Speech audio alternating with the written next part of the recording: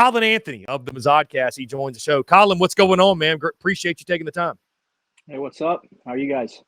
I'm doing fantastic, man. I appreciate you asking. So let's get right into it, man. I again, my mind goes back to the conversation that we had over the summer where we're talking about this Missouri football team, the prospects of it, the quarterback situation, which we'll get into in just a second.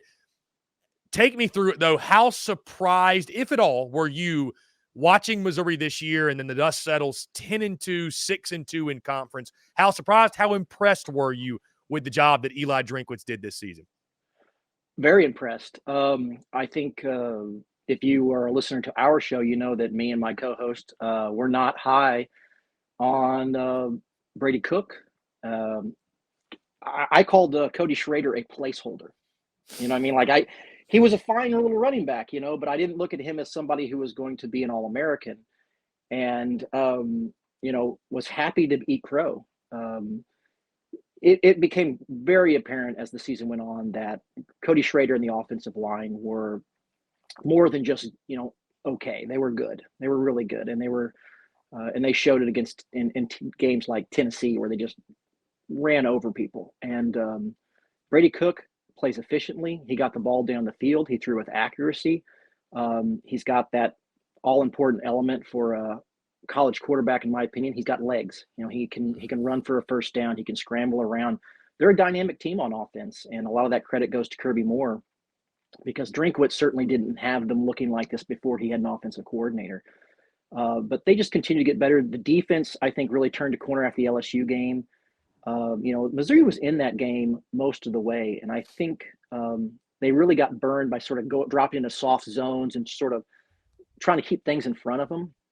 And that had been one page in the D book, and the other page had been just, putting your corners on an island and bringing the heat. And I didn't see a lot of soft zones after that LSU game because I think they went back and looked at the tape and said, you know what, we gave Jaden Daniels too many opportunities. He's too good a quarterback to just sort of let him sit back there and try to pick apart a zone. And after that, they never looked back. It was pressure all the time. They had really, Rakestraw and Ennis are as good a pair of cornerbacks as you're going to have. And so they had the talent to do that. They had the ability to kind of let those D-backs sit on an island, and they could really bring pressure.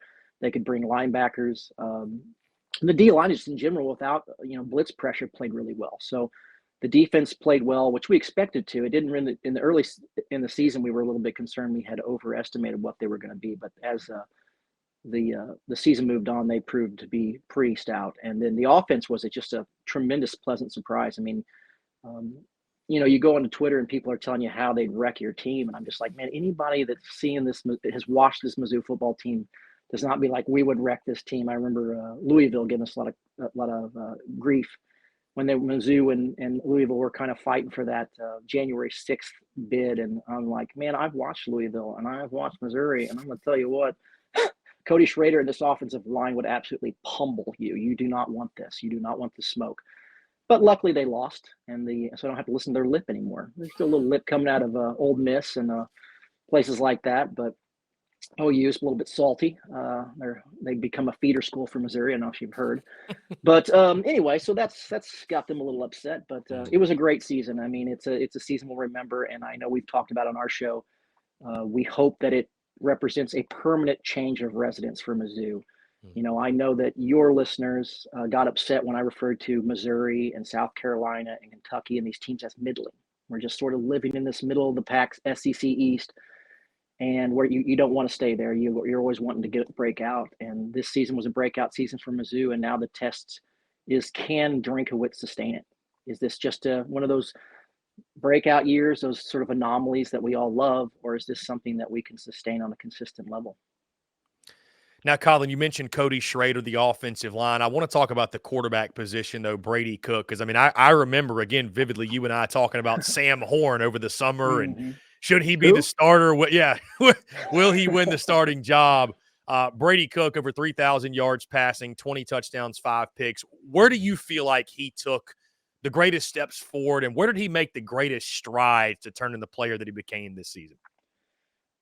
For me, accuracy. I mean, I saw him deliver balls into windows, which was when you really break down the college game, a lot of times the wide receivers making these catches are wide open, high school wide open a lot of times. And um, Brady Cook threw with an accuracy that I didn't know that he had.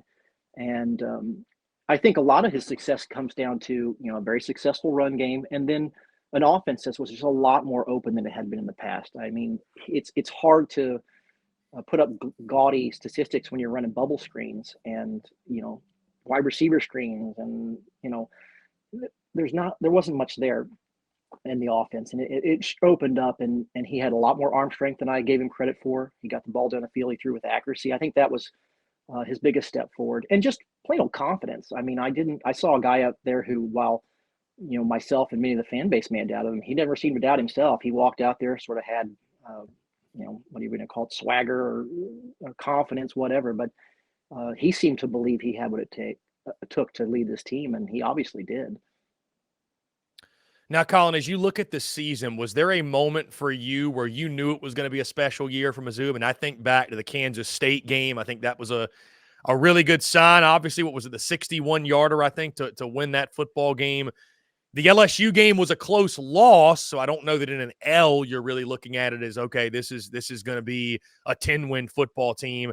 I mean, you had the big win at Kentucky, middle of October, trounced South Carolina at home. Was there a moment for you specifically where you thought to yourself, okay, this team is way better than me or anyone else around me thought they were going to be? Yeah, I'd say that moment for me came at Kentucky. They lost to LSU, but honestly, when they lost to LSU, I wasn't convinced LSU was that good. I knew they were a good football team, but I was like, I was a little on the fence with LSU. But we got down fast, 14 points to Kentucky, and that's something that would have derailed this team in other seasons. That would have just been we would have not recovered from that, and we got a touchdown on a fake punt, and then we marched down the field and then scored again, and we just never looked back. I mean, Kentucky didn't have an answer. We just dominated the line of scrimmage and just kind of pummeled them. And then we rolled into South Carolina, we pummeled them, and then we pummeled Tennessee. But Kentucky was the moment where I just watched our team be dominant on a level that, Kentucky just was not in our weight class. And so I thought something special is going on here. And then we roll it into South Carolina, and it was just like, wow, these teams are, again, unfortunately a little bit middling, and Mizzou is not middling right now. They are taking these teams to the woodshed, and it was sure enjoyable as a fan to watch. Colin, what gives you confidence moving forward that, you talked about now the challenge is how do you follow it up, right? You're only as good as your last game, your last season, whatever. What gives you confidence that moving forward into the new SEC, the expansion, adding Texas and OU, a 12-team college football playoff, right? Missouri would have been in. What gives you supreme confidence that this won't be a one-off season and that Eli Drinkwitz is building something where winning 9 or 10 games, if not more, a season is something that'll happen on a more consistent basis? Well, I don't know that I believe it yet. The next year certainly looks good. I mean, because we're going to have Cook back. We're going to have Norfleet, who was a freshman this year, as a tight end, and looks like he might be, all SEC kind of caliber player. There's just a lot of talent coming back. We're losing some stuff on defense, but the recruiting continues to be good, which I think is what sustains you in that, change of residence. And Caden Green just transferred from OU. He's got 3 years of eligibility. We just picked up that Crutchfield kid who's a wide receiver, 4-star out of Arkansas. We should mention we have the number 1 recruit out of Arkansas for football and basketball right now. So we're enjoying that. But, who wants to go to a school like Arkansas, frankly? But anyway, it's recruiting. It's recruiting. I've said it on our show 100 times. I want a coach to be great at the X's and O's. It's great. I love him to be good at the podium, but the top 3 criteria that a coach has to check in the boxes I'm concerned about is recruiting. And if you don't have talent, you can't win ball games. It's about the Jimmies and Joes, not the X's and O's a lot of times. I don't like that phrase really because it discounts the X and O's a little too much for me. But the point is like when you have Luther Burden, when you have Cook, when you have Schrader, you see what happens. You've got 10-win seasons. You're playing on January 1st. People are talking about a resurgence for your program. And so if we're going to sustain this, and I hope that we do, it's going to be through recruiting. And so far, Drinkwitz looked like he's keeping that train on the tracks. Now, Colin, speaking of that bowl game against Ohio State upcoming, obviously a massive opportunity, and maybe two programs that are looking at this game a little bit differently, right? We have to talk about motivation factor when we talk about bowl games. And I like Mizzou in this game because I think on the Ohio State side, right, their quarterback is opted out. They've got opt-outs in their football team. Ohio State's Ohio State, and their goal was to get to the playoff and win a national title. And oh, by the way, they're playing a really, really good Missouri team, but so they're combating all of that on field, off field. Missouri, on the other hand, what a win over Ohio State would do, get an 11th win, put that exclamation point on this season and really launch into 2024 and set up what I think most Tiger fans hope is a run at the college ball playoff. Your overall outlook on this game, your feeling going in this game, I mean, again, Missouri, it sounds like, is at full force. The portal hasn't really affected them all that much, if at all. And it sounds like to me, Colin, that Eli Drinkwitz's team is definitely set up for success in this one. And I'm picking Mizzou to win the football game. So your overall feeling on the matchup and the game itself? Well, I mean, I think Mizzou should win the game just from a motivational standpoint. Ohio State's, they're a lot of players aren't playing. We get it. But in Mizzou, like I said, we've been a middling program. We've sort of lived in that sort of wash in the middle.